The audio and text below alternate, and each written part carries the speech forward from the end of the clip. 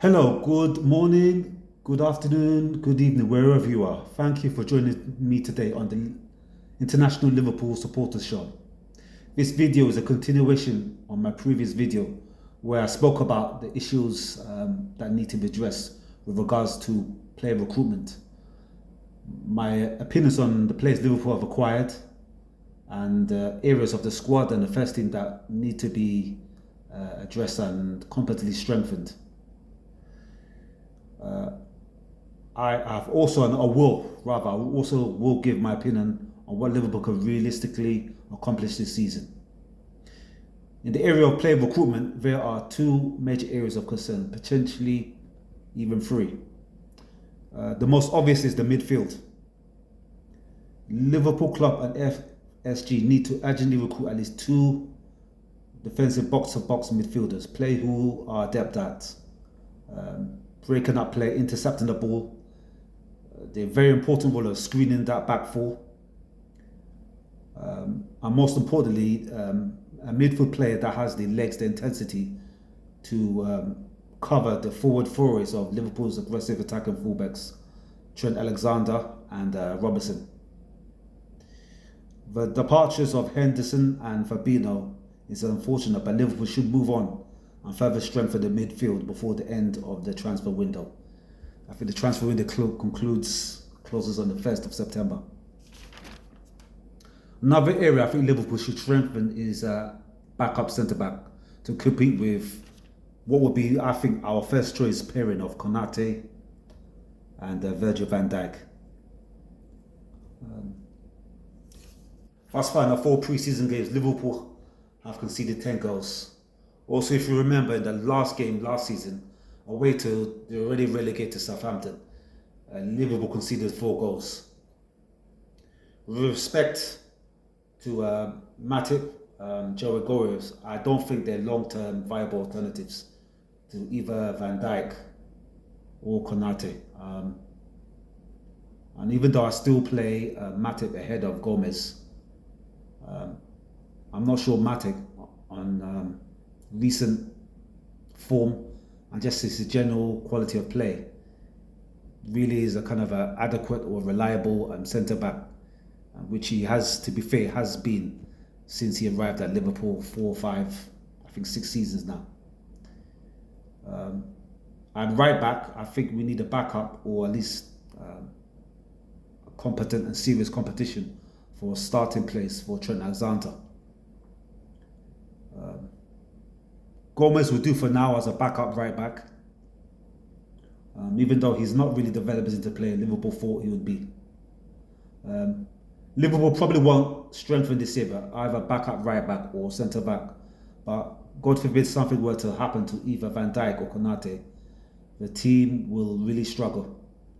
As I said, even the normal, dependable Matip looks to be struggling for form at the moment.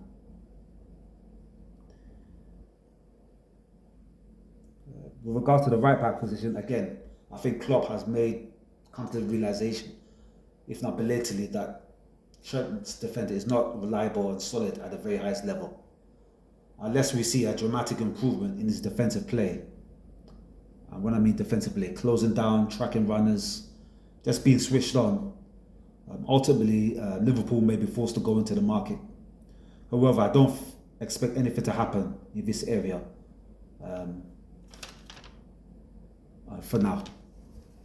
Probably, if his form continues in this vein, they'll probably look to get a competition for Trent Alexander in the next transfer window, which could be from January in the winter transfer window, or most likely in the summer transfer window in 2024.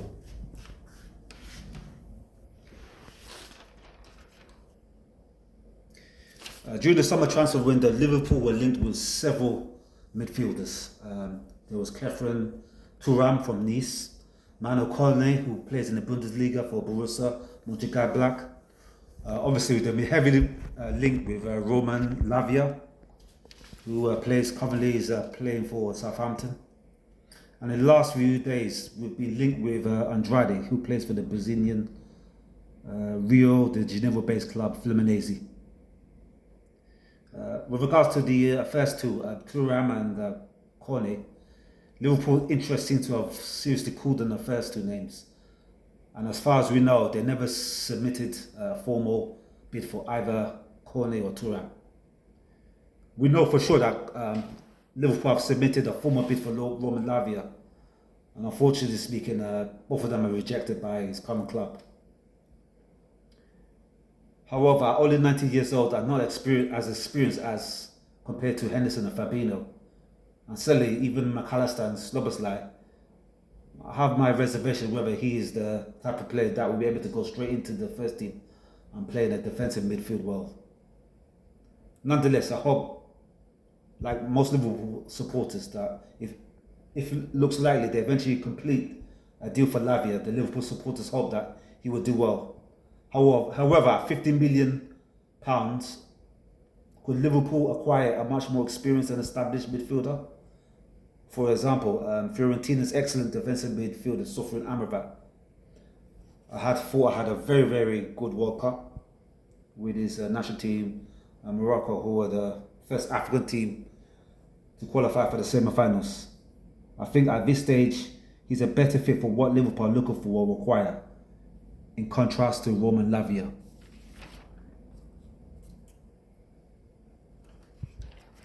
Now I'll give my opinions with regards to where I believe Liverpool will realistically finish in the forthcoming season. If Liverpool can continue with the form in which they concluded last season, I confidently believe they will finish in the top four. Unlike last season, we will have a fully fit Jota, Diaz in what is a very exciting forward line, including Salah, Gakpo and Nunes. In what will be his second full season, Nunes will score more goals. And although Klopp will vary the attacking lineup, especially with the Thursday and Sunday fixture rust brought about by the Europa League commitments, players will be required to be rested. And even though at the moment he seems to be second choice to Gakpo with that number 9 centre forward role, Nunes will have plenty of opportunities to impress and score goals this season. And I think he will build upon his solid 15 goals which he scored in the previous season. My area of concern is this defensive frailties, particularly in the defensive midfield role, right back and even centre back. As I said, if anything were to happen to a first choice pairing of Konate and or Van Dijk.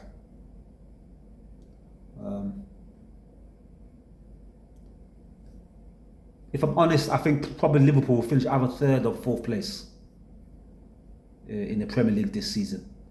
I think they're better than Newcastle, and if they can keep all their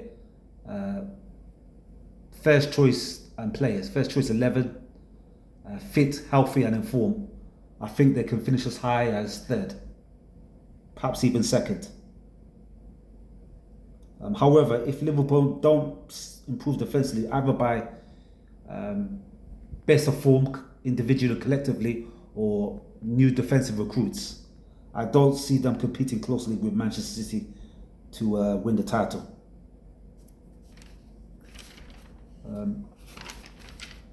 In terms of silverware, their most likely opportunity to accomplish winning silverware will be either the domestic cups or the Europa League, which, depending on how well Liverpool are playing in the and where they're placed in the Premier League, may ultimately be Liverpool's best way to qualify for the Champions League. So that concludes my video previewing the forthcoming 2023-24 season and giving my opinions on the players Liverpool have acquired, areas I think that need to be improved, and just giving my opinion on where I believe realistically Liverpool will finish. Again, I thank you for joining me. Please like, share this video. I'll appreciate it if you will subscribe, and I'll see you in the next video. And remember, Liverpool is for life, not for hype. Thank you for joining me today.